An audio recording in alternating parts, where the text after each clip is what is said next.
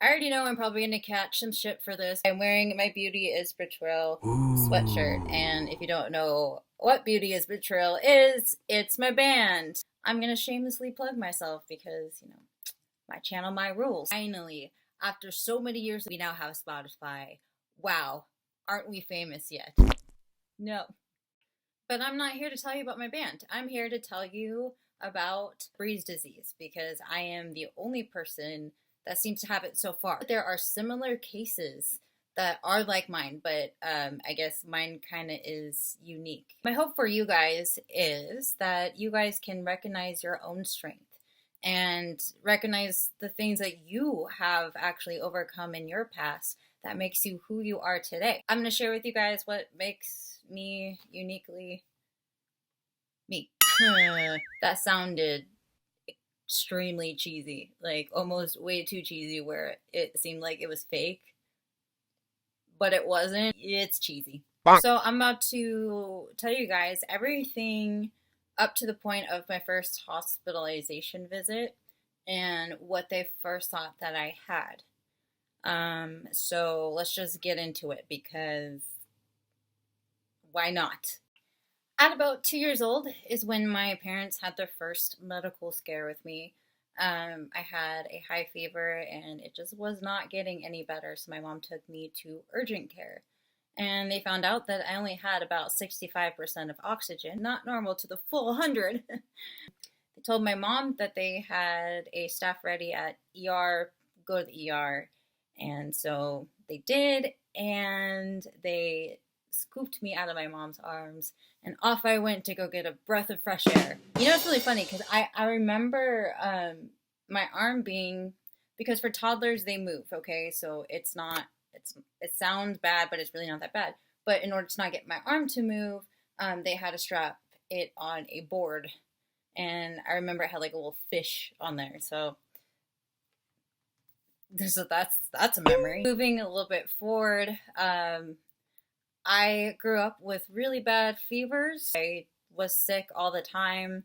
I had to have tubes placed in my ears because I had tons of colds and bladder infections. When I would sleep at night, it would my mom would say that it sounded like I could hardly breathe, which would make sense because I had about 65% of oxygen in my lungs the last time they checked. It didn't seem abnormal to my parents, only because I had a big personality. And my mom's saying this, by the way. She said that I was too busy entertaining people, making them laugh, that she hardly knew things were wrong with me other than, obviously being sick. And even when it came down to my disability, she had no idea because her and my dad thought it was just something funny that I did. They just thought because I was goofing around and playing 100% of the time, they thought that my disability was just a funny walk that I did. Wrong. Nope. That's the real joke. There's a punchline on that one. It's real. So I was at a doctor's appointment for one of those fevers, those colds that I had, and those bladder infections. It's so weird for me to admit that. Hi, my name's Bree, and I've had a bladder infection. So I'm at this doctor's visit, and she was trying to get me to lay still, okay? And then she told me to start to lay flat, and I couldn't do it. I wasn't able to lay flat, and she thought that I was messing with her, and I wasn't. And then she was pushing on my legs, trying to get my legs to go down, and they just, lady, they ain't going down. It's relax. And then this doctor was so awesome. She just said, that's not normal. So from that awkward doctor visit, I went to go see Dr. Peter Solomon, because I want to say salmon so bad, but it's not salmon, it's Solomon. And he was the first person to evaluate me at UC Davis, along with other students who were training to become doctors. The diagnosis that was given to me was linear scleroderma. Linear scleroderma. Yeah, that's right. forms of scleroderma out there. There's some that lead to death, and there's some that don't lead to death, and there's some that's physically limits your body. There's some that does deform your body. It's very rare.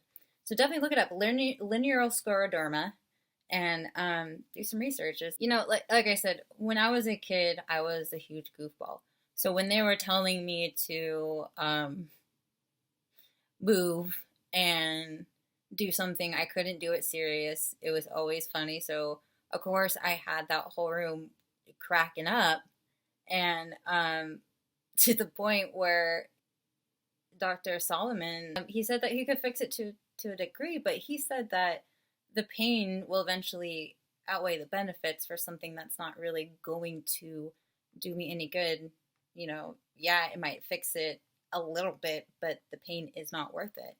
He had a really good view on quality of life. I was referred to Dr. Connolly. There was 2 diagnoses in the air. One was the linear scleroderma, and the other one is congenital fascial dystrophy. So the only way to prove that it wasn't congenital fascial dystrophy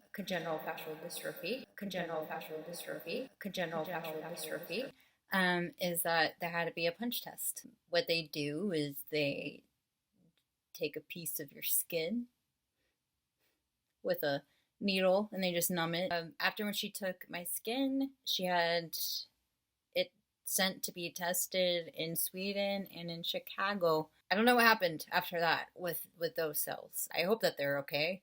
I miss them. So I kind of just want to stop right here because this information is going to be vital to what's coming up next for me to kind of make this all come together. Turns out that it was actually something that is completely unknown. And at like from 2 to 5 is when we realized that we were just standing on this tippy top of this iceberg, and that there's so much information underneath it that we were all going to have to go through within the span of a few years and longer. I'm just going to leave it right here before we get into more stuff. But thank you guys for taking time into listening to my story, and I hope that you guys are having a great day, and I'll see you guys in the next video. Thanks for watching.